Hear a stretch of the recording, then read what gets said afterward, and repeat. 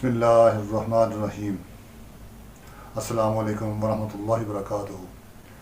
جی دوستو، آپ کیسے ہیں؟ امید ہے کہ رمضان المبارک کی فیض و برکات کے ساتھ ساتھ آپ اپنی صحت کی طرف متوجہ ہوں گے اور اپنی صحت مند زندگی گزار رہے ہوں گے۔ دوستو، رمضان کا مہینہ اور اس کے روزے انسان کی صحت کے لیے بہت اچھے ہیں۔ آج انشاءاللہ عزیز اپنی اس ویڈیو میں میں آپ کے ساتھ شوگر کے حوالے سے بات کروں گا۔ اس سے پہلے کہ میں اپنی بات شروع کروں اور آپ کو اس کے بارے میں کچھ بتاؤں، تو امید ہے کہ آپ نے میرا یہ چینل سبسکرائب کر لیا ہوگا۔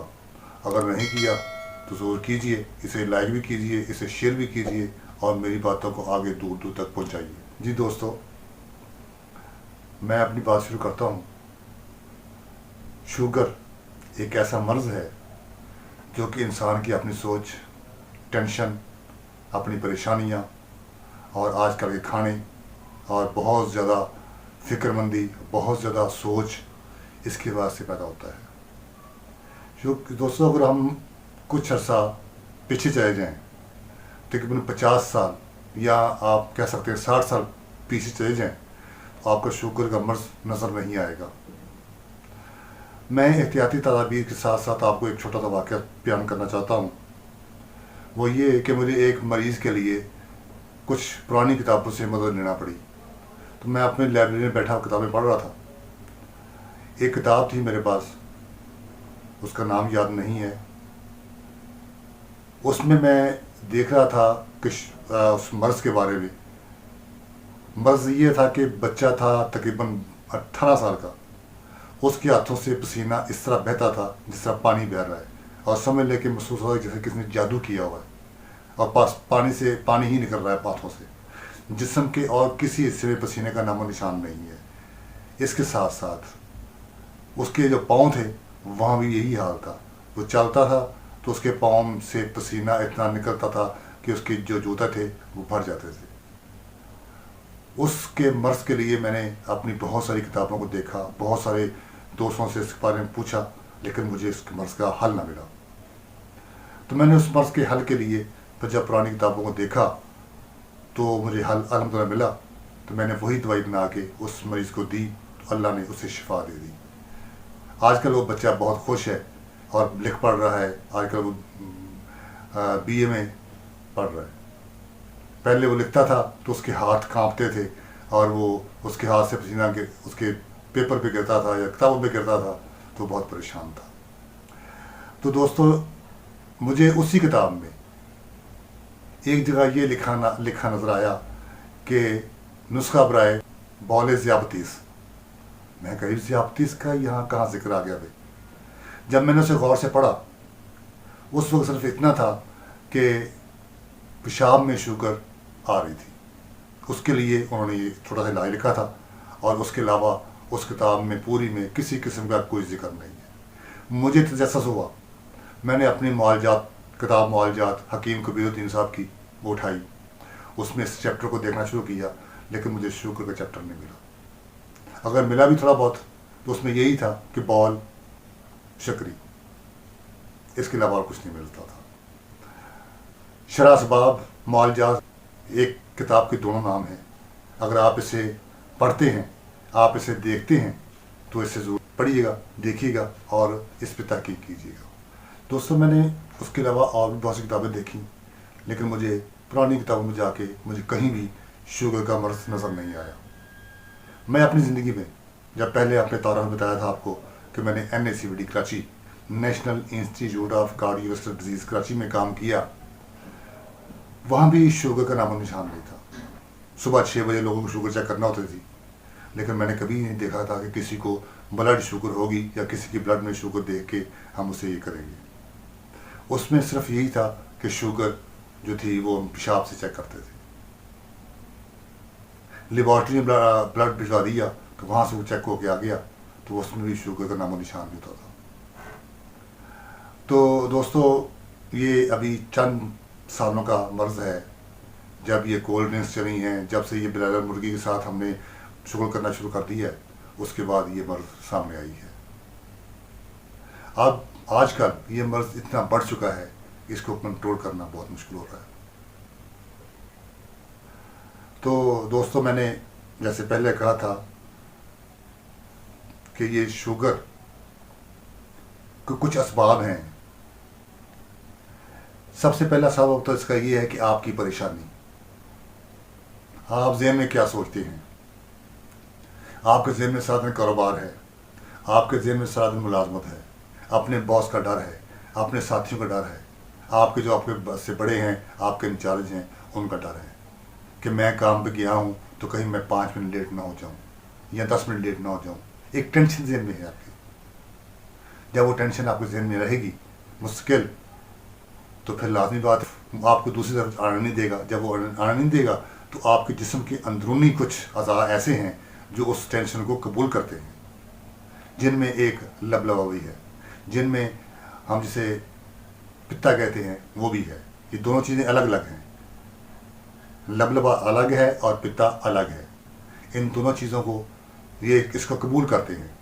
اس سے آپ کو شوگر کے مرض ہو سکتا ہے، اس سے آپ کا ہاضمہ خراب ہو سکتا ہے، اس سے آپ کا جسم کے جو اعضاء ہیں وہ آپ کام کرنا چھوڑ سکتے ہیں، آپ کے دماغ پہ اس کا اثر آتا ہے. دوسرا سبب اس کا یہ ہے کہ آج کل کے زمانے میں جب ہم گھروں میں آتے ہیں، گھر سے جاتے ہیں، تو گھر کی ٹینشن ہوتی ہیں. والدہ کی ٹینشن ہے، بیوی کی ٹینشن ہے، بچوں کی ٹینشنز ہیں.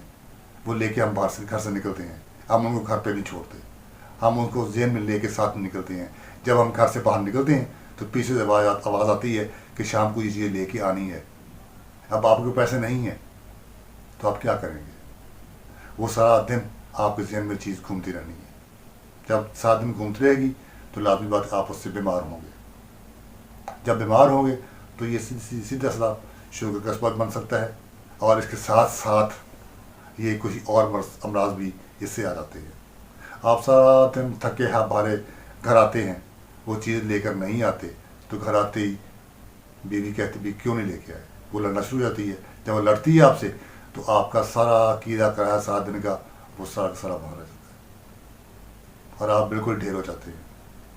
دوستوں، اس کے ساتھ شوگر، بلڈ پریشر اور دل کے امراض کا ہونا لازمی امر ہوتا ہے. تیسرا بڑا اسباب ہمارے کھانے ہیں.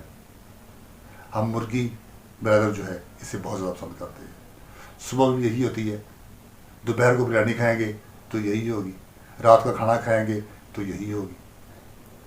فاسٹ فوڈ وہ بھی اس میں شامل ہے، کولڈ ڈرنک وہ بھی اس میں شامل ہے. جب ہم ان سے دور ہو جائیں گے تو ہم بہت سی مرضوں سے دور ہو جائیں گے. دوستو، چوتھا سبب اس کا بڑا جو ہے وہ یہ ہے کہ جب آپ سارا دن کام میں مصروف رہتے ہیں، رات کو گھر آتے ہیں، گھر آپ کو چین نہیں ملتا، آپ نماز نہیں پڑھتے، آپ لیٹ جاتے ہیں، کھانا کھایا اور سو گئے، صبح اٹھے، نماز بھی نہیں پڑھی، نہائے بھی نہیں، ناشتہ کیا اور ڈیوٹی بھاگ گئے، موٹر سائیکل پکڑی اور ڈیوٹی بھاگ گئے. آپ کو اپنی زندگی کا کسی قسم کا کوئی خیال نہیں ہے. آپ 24 گھنٹے کام اور صرف کام.